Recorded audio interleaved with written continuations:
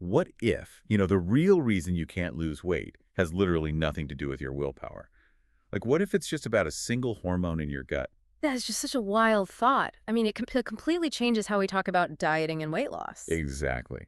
So in this episode, we're looking at the actual clinical guidelines for GLP-1 medications like Ozempic, Wegovy, and Zepbound. Right, because people are understandably so frustrated by decades of failed diets. But doctors aren't just handing these out, right? Like, they require specific blood tests first. Yeah, they do. Hmm. And that's actually why I wanted to get into this today. Because these clinical requirements prove that medicine is finally treating weight as a biological issue. Which is incredibly validating, right? I mean, to hear it framed as biology and not just, a personal failure. Totally, it's a huge shift. Oh, wait, I'm still trying to figure out the biological mechanism here. How do these drugs actually change that biology? Well, it's surprisingly simple, actually. So GLP-1 is just a natural intestinal hormone that regulates your appetite and your blood sugar. Okay, so we all have it already. Right, we all have it. Just think of it like a volume knob for your body's fullness signal. And for a lot of people, that knob is just stuck on a whisper. Oh, that makes a lot of sense.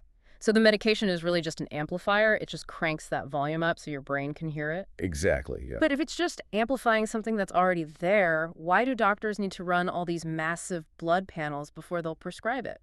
Well, that comes down to the clinical safety guidelines. They usually start with HbA1c and fasting glucose. Right, to get that 3-month average of your blood sugar. Exactly. They have to establish your baseline metabolic health before they introduce that amplifier. Okay, I get the blood sugar part since these originated as diabetes drugs, but I was looking at the research, and they test your thyroid too. That feels completely unrelated to your stomach. It seems unrelated, but an underactive thyroid can actually mimic the exact same symptoms of metabolic resistance. Wait, really? It mimics the symptoms? Yeah, so doctors check things like TSH, T3, and T4 just to make sure you don't have some separate endocrine issues secretly slamming the brakes on your metabolism. Oh, wow. So if I'm following you, they just want to make absolutely sure they are treating the correct root problem. They got it. But I also noticed the research heavily emphasizes liver and kidney panels like ALT, AST, and EGFR. Yeah, they do. And the reason for those specific tests is actually purely mechanical. Mechanical? How so? Well, when you lose weight really rapidly on these medications, your liver has to process all that mobilized fat.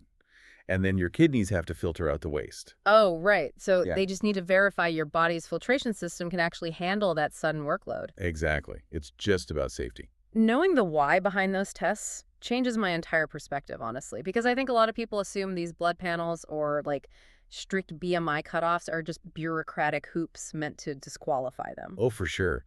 And it's so easy to feel that way after years of dealing with judgment from the medical system about weight. Yeah, the stigma is definitely real. It really is. Yeah.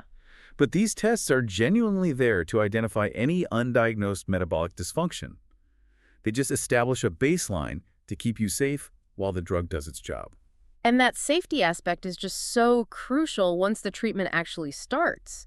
I mean, looking at the clinical trials, the data shows pretty compelling average weight reductions. Oh, definitely. We're talking 10 to 20% of total body weight, plus really noticeably improved cardiovascular markers. Those numbers are huge, but the research also clearly highlights the reality of side effects, right?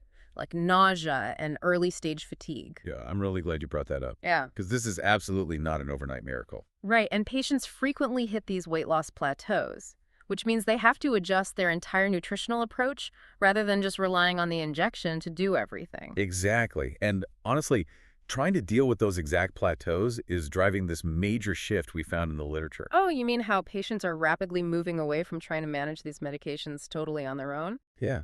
People are realizing that self-directed use is actually really difficult to sustain long term. That aligns perfectly with the data.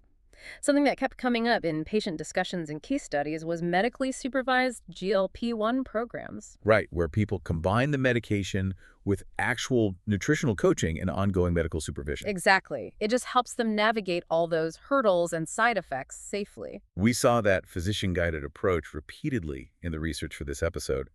And if you want to learn more about those medically supervised programs, you can find a link in the description to explore that further.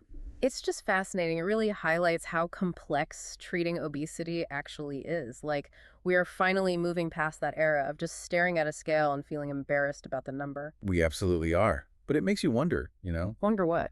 Well, if we now know obesity is largely a hormone-driven metabolic condition, how many other lifestyle diseases are we completely misunderstanding because we're still blaming the patient instead of treating the biology?